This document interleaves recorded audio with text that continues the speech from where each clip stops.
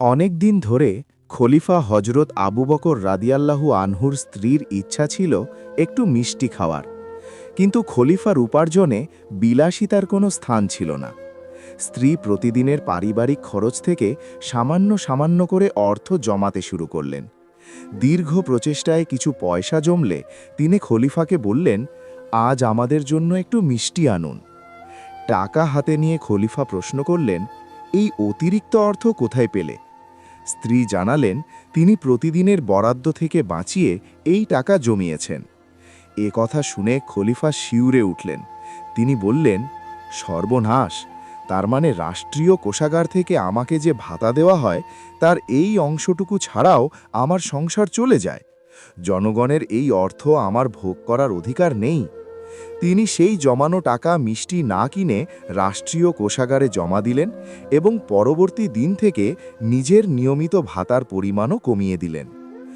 আল্লাহ সুবহানাহু ওয়া তাআলা বলেন, নিশ্চয়ই আল্লাহ তোমাদেরকে নির্দেশ দিচ্ছেন যে তোমরা যেন আমানতসমূহ তার মালিকদের কাছে ফিরিয়ে দাও। সূরা আন-নিসা ৫৮। রসুল সাল্লাল্লাহু আলাইহি ওয়াসাল্লামের বাণী, তোমাদের প্রত্যেকেই এক একজন দায়িত্বশীল এবং প্রত্যেককেই তার দায়িত্ব সম্পর্কে জবাবদিহি করতে হবে। সহিহ বুখারী।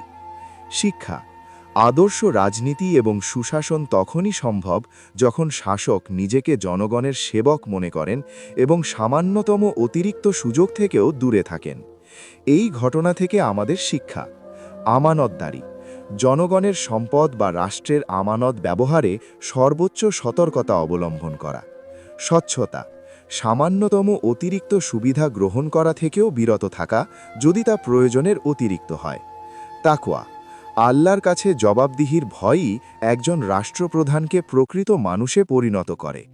পরিবারের ভূমিকা: নেককার স্ত্রী বা পরিবারও নেক কাজে সহায়ক হতে পারে যদি লক্ষ্য থাকে আল্লাহর সন্তুষ্টি।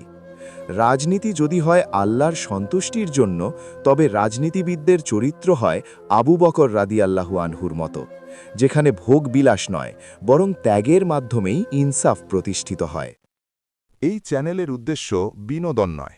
উদ্দেশ্য হল অন্তর জাগানো, চিন্তা বদলানো এবং আল্লাহর পথে ফিরিয়ে আনা।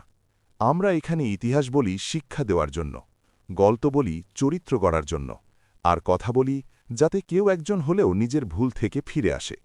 যদি একটি ভিডিও আপনার হৃদয়ে নূরের আলো জ্বালাতে পারে, তবে আমাদের প্রচেষ্টা সার্থক। আল্লাহ আমাদের নিয়ত কবুল করুন, ভুল হলে ক্ষমা করুন, আর এই কাজকে দ্বীনের খেদমতে কবুল করুন। আমিন। ইলমুন নাফি একাডেমি, জ্ঞান যা আমল তৈরি করে, গল্প যা মানুষ বদলায়।